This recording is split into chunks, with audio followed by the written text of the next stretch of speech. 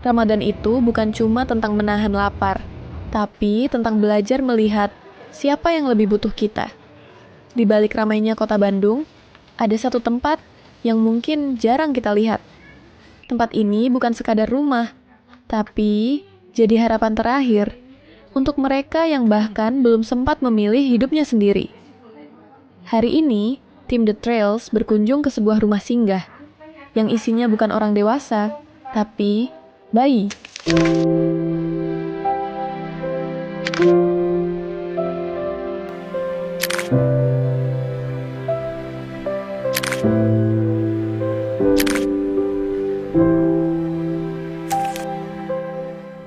Assalamualaikum teman-teman, kembali lagi di The Trails.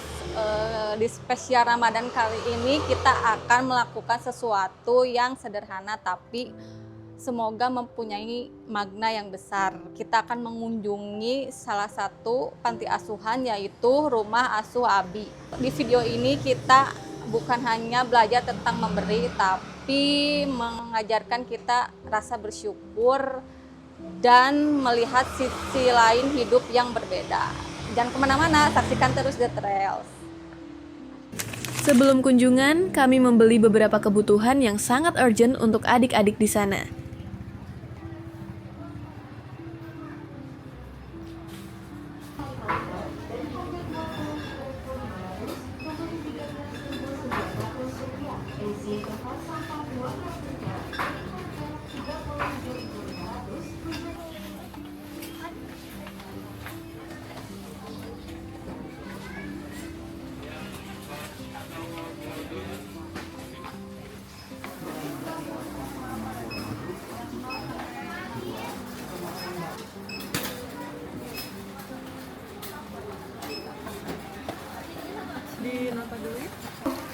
Kembali diinformasikan kepada staf untuk mengingat Tropikal 100 bis sebelum kedatangannya di area kantor 1.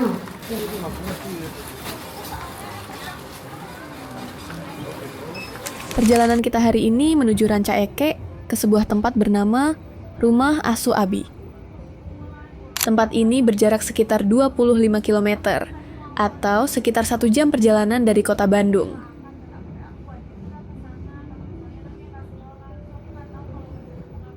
Kami memulai perjalanan menggunakan kereta, lalu disambung dengan menggunakan taksi online.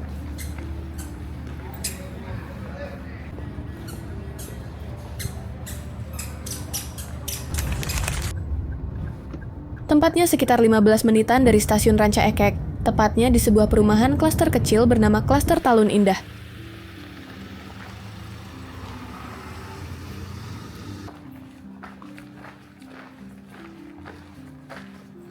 Dari luar, tempat ini terlihat sederhana. Nggak mewah, nggak mencolok, tapi ternyata di dalamnya ada 18 kehidupan kecil yang sedang diperjuangkan. Ya teman-teman, kita udah sampai di Rumah Asuh Abi. Alamatnya di sini ya. Nah, nih aku lagi gendong salah satu anak yang ada di Rumah Asuh Abi, itu namanya Atala. Dia dulunya katanya prematur, beratnya 1, berapa gitu, tapi sekarang alhamdulillah udah sehat lagi ya. Bye bye.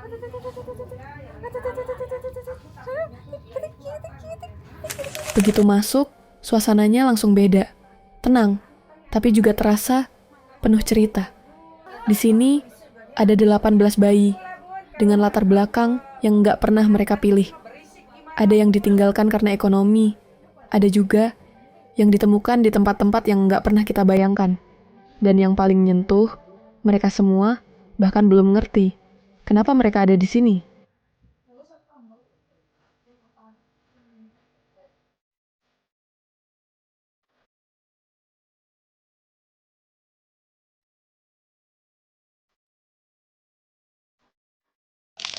Nah, sekarang kita lagi dengan Ibu siapa, Ibu? Bunda Rara. Bunda Rara. Jadi di sini pengurus, Bu? Ketua? Ya, kalau Ibu kebetulan Bunda mah bukan ketuanya. Kalau Ibu ketuanya ya Ibu Imas Masito. Mas Masjid. Nah, kalau saya di sini ditunjuk sebagai humasnya di yayasan. Oh, humasnya di yayasan. Ini berdirinya udah kapan, Bu? Kalau yayasan mah berdirinya udah 5 tahun lebih deh. Tahun lebih. Cuman kalau program program unggulan kami ada rumah singgah dan panti bayi. Kalau rumah singgah mah ya dari kami mengawali yayasan 5 tahun, kalau program panti bayi kurang lebih baru 2 tahun. Oh, udah 2 tahun. Seperti itu. Jadi ini jarak waktu jarak umurnya anak-anak di sini berapa? Kalau Bu? program kita 0 sampai 2 tahun. Oh, kenapa tuh Bu?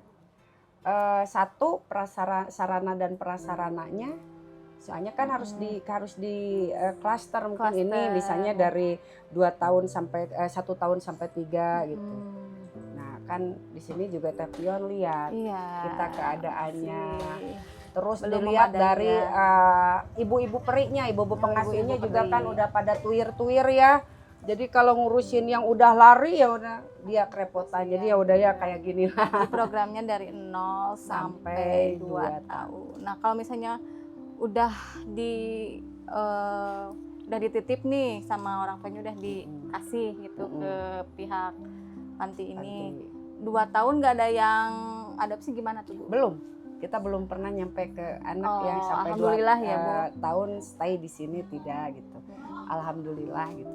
Selalu mereka ada orang tua pengganti. Oh, alhamdulillah ya Bu ya, di Alhamdulillah. pelancar gitu. Nah gitu, rezekinya untuk anak-anak yang akan mengurus merawat dengan sepenuh hati gitulah gitu. Alhamdulillah. Alhamdulillahnya ya. Terus ini tuh kebanyakan dari kalangan mana Ibu? Si anak-anak ini Kalau diserahkan ke sini. dilihat kasta gitu ya. Kasta. Dilihat kasta dari mereka ya macam-macam sih. Sejarah Macam-macam. mereka datang ke panti kami gitu. Secara garis besarnya ada dari finansial. Finansi. Oh, Karena jadi ketidakmampuan untuk secara merawat, garis gitu. besar itu di masalah ekonomi mungkin Ya, Bu? finansial, ekonomi. Terus memang ada yang tidak diharapkan Oh, gitu tidak ya. diharapkan. Terus memang ada karena ya ketidaksiapan mereka untuk merawat, mengasuh karena sesuatu yang tidak bisa mereka di show up mungkin atau di apa gitu. Artinya kalau bayi-bayi kami di sini insya Allah kita lewat asesmen dulu sebelumnya. Semua bayi-bayi kami di sini tidak ada yang gaya-gayanya datang ambil, no. Enggak. Kita semuanya asesmen. Oh. Takutnya kan zaman now lah teh Zaman sok. now. Zaman now mah kan bisi aya kehamilan dusta teh Iya. hanya kita dijadikan alat untuk ATM berjalan gitu. Oh, enggak. Jangan sampai ya Bu kayak gitu. Jadi Ya jangan. di sini strict banget gitu ya Mm-mm. dalam memilih yang mau diadopsi. Iya, jadi kita mah yayasan kita mah insya Allah bukannya tidak bisa memberikan bantuan untuk yang memohon ke kami gitu ya. Tapi satu keterbatasan tempat, dua yang paling utama nih keterbatasan keuangan kami Iya. gitu. Karena kas kami juga kami hanya mengandalkan para donatur saja gitu. Tapi seluruhnya kalau Yayasan Asi Bumi Insani ini arahan dan binaannya semuanya kepada dinas sosial. Ya, Ibu itu. Jadi kalau data-data anak yang datang dan yang keluar gitu. Dari tingkat RT, RW, desa sampai Pemprov ya. Nah, itu semuanya data-data anak kami ada. Oh, ada.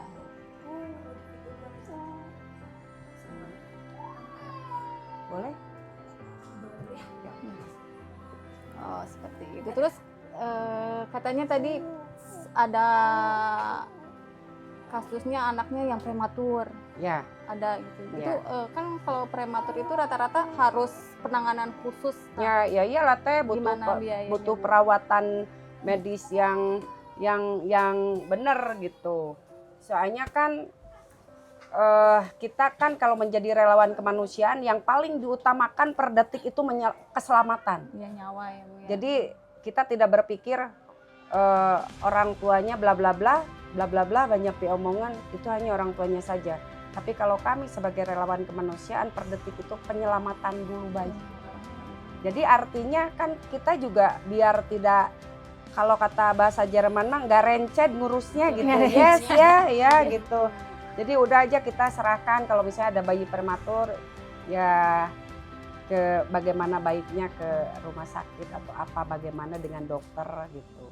Ya intinya mah mudah-mudahan ada uangnya teh gitu, ada uangnya buat anak-anak kami. Karena kalau bayi prematur mah kita wajib screening semuanya gitu, di check up semuanya. Terus memang kalau bayi-bayi yang akan diadopkan gitu harus secara kesehatan rekam medisnya harus lengkap. Iya, betul. Kayak gini kita mah di sini aja kita posyandu aja per bulan ikut ke RW di sini ikutan kita mah gitu. Nanti Teh Pion kalau misalnya mau nih mau bikin konten juga nih dari panti menuju posyandu 18 anak gimana coba? Wah, iya. Ya asik loh. Kadang kita ada satu cerita nih Bu Asih. Kita nggak ada mobil, maksudnya pakai motor 4 motor. Udah yang ngambil dan yang bulak-balik gitu. Ceritanya Bu Asih nih ya, pas kita mau 2 lagi beres, ngambil di sini, berarti kita kan standby di sana. Gini, ya udah Bu Eli, udah mau beres, Bu Eli silakan aja duluan. Pas Bu Asih datang, naik motor. Itu mah bayinya udah si Satya mah yang paling dulu, udah gitu. Udah kenapa dibawa lagi? Jadi saking banyaknya yang udah juga dibawa lagi, mau ditimbang lagi. Gitulah. Bangun itu yang tadi siapa namanya itu Bu? Chandra. Terus rata-rata yang orang tua yang nitipin anak ke sini tuh kebanyakan dari daerah mana Bu? Kita ruang lingkupnya satu Jawa Barat saja. Oh, Jawa Barat saja. Kita saja Jawa Barat. Macam-macam lah kita dari ono, dari ini, dari itu. Yang terakhir dari mana Bu? Yang terakhir di Jakarta kemarin sama Sukabumi yang baru datang. Itu dia nganter ke sini apa kita yang jemput? Kita evakuasi. Sekarang baru lahir atau gimana mau ke sini gitu. Tapi itu kenapa mereka tahu di sini gitu Bu? Rata-rata kalau kami bertanya ke mereka taunya dari medsos. Mereka searching, cari-cari gitu. Tapi kita juga kalau Teteh percaya per tiap hari itu yang meminta tolong bayinya untuk di kami itu banyak sebenarnya. Kalau nggak di screening mah ya Bu ya banyak banget. Banyak, tapi kita tuh kenapa ya dilihat dulu lah. Itu makanya ada asesmen dulu. Bener nggak ini yang wajib dibantu? Gitu. Apa yang cuma bener nggak ini yang wajib ditolong gitu? Kan ada yang cuma lepas tanggung jawab padahal lepas dia tanggung mampu. jawab padahal mereka mapan. Nah itu namanya si pelaku wajib kita laporkan, kriminalkan Betul saja. Sekali. Kriminalkan ya. Iya. Kalau misalnya kita ada di lingkungan kita yang seperti itu, kriminalkan, tidak bertanggung kalau jawab. misalnya melahirkan misalnya tanpa ada tanggung jawab atau apa, kalau betul-betul yang harus dibantu, kita bisa memperjuangkan bantuan itu kepada dinas sosial setempat yang ada di lingkungan kita. Tapi kalau misalnya melahirkan seperti itu keadaannya mapan, mampu. Nah kita tolongnya gimana? Mediasikan saja. Mediasikan dengan keluarganya secepatnya. Kalau misalnya tidak mau kita laporkan saja, kriminalkan saja. Mau dikemanakan anak-anak bangsa? Mau ada di tong sampah? Apa misalnya cek bahasa Belanda palit di walungan? Dimasukin ke resek atau apa? Ayo siapa yang tanggapnya? Kita sebagai warga negara yang baik harus tanggap seperti itu. Karena jumlah tingkat pembuangan bayi itu tahun 2025 tinggi banget, tahun 2026 juga banyak. Teman-teman. Nah, yang terakhir nih Bu, pesan untuk yang mau jadi orang tua yang belum siap nih Bu. Gimana? Parentingnya untuk siapapun ya, cewek, cowok. Pernikahan itu kesiapannya bukan saja di finansial, tapi intinya di niat kita, terusnya visi misi kita, terusnya lagi di kesiapan rumah tangga itu seperti apa sih, apalagi punya anak. Biasanya gini, Gen Z, Gen Alpha makan tarukang ulin, senang ke sana, senang ke sini, persiapkan bahwa mempunyai anak itu totalitas main dan sebagainya harus tutup. Udah harus kita membuat satu keluarga yang tiljanah bareng-bareng gitu. Jadi, tapi untuk anak-anak muda mah intinya jaga kehormatan orang tua. Selain sekali. Kita menjaga mahkota kita, karena di sini yang rugi wanita. Iya, betul. Ya, yang rugi wanita, laki-laki mah kabur, udah we cewek mah. Kita yang paling rusak, udah mah kitanya sampai digunting, dijahit, tapi Mengandung. tidak ada nilai ibadahan, punten tidak ada nilai ibadahan, walaupun sakit melahirkan seperti itu. Betul. Intinya harus digembok, Gebok, Ya, bok, bok. harus digemboknya. Jadi untuk ini anak-anak muda nih, jaga syahwat kita, jaga biologis kita, jaga sesama muhrim kita. Intinya jangan mengkhianati, mengecewakan, memberikan orang tua itu sampai menangis, itu aja. Betul teman-teman, seperti itu. Terima kasih ya Ibu Sami-sami, atas thank you. penjelasannya. Ya Allah, berharga banget kita Atur kesini. nuhun. Semoga bisa kesini lagi, haruslah. Harus, Harus ya. Mudah-mudahan juga banyak yang nontonnya, jangan lupa di like. Like, Like, subscribe, dan Di-share, share ya. Dadah. Kalau di Vion Aktif, jangan lupa The Trails, nonton The Trails. Nah, kalian yang mau tahu rumah panti ini ada di sini alamatnya dan nomor adminnya ya teman-teman. Kasih ya Ibu. Enggak, sami-sami. Ibu saksikan terus The Trails gitu. 1, 2, 3. Saksikan terus The Trails. Dadah. Di kunjungan kali ini, tim The Trails juga membawa sedikit bantuan, berupa susu formula untuk adik-adik di sini. Mungkin nggak seberapa, tapi harapannya bisa sedikit meringankan. Karena di tempat seperti ini, hal kecil bisa jadi sangat berarti. Ramadan selalu punya cara untuk mengingatkan kita tentang arti berbagi. Kalau kalian punya rezeki lebih, mungkin bisa mulai melihat tempat-tempat seperti ini. Karena di luar sana, masih banyak yang butuh kita, lebih dari yang kita kira.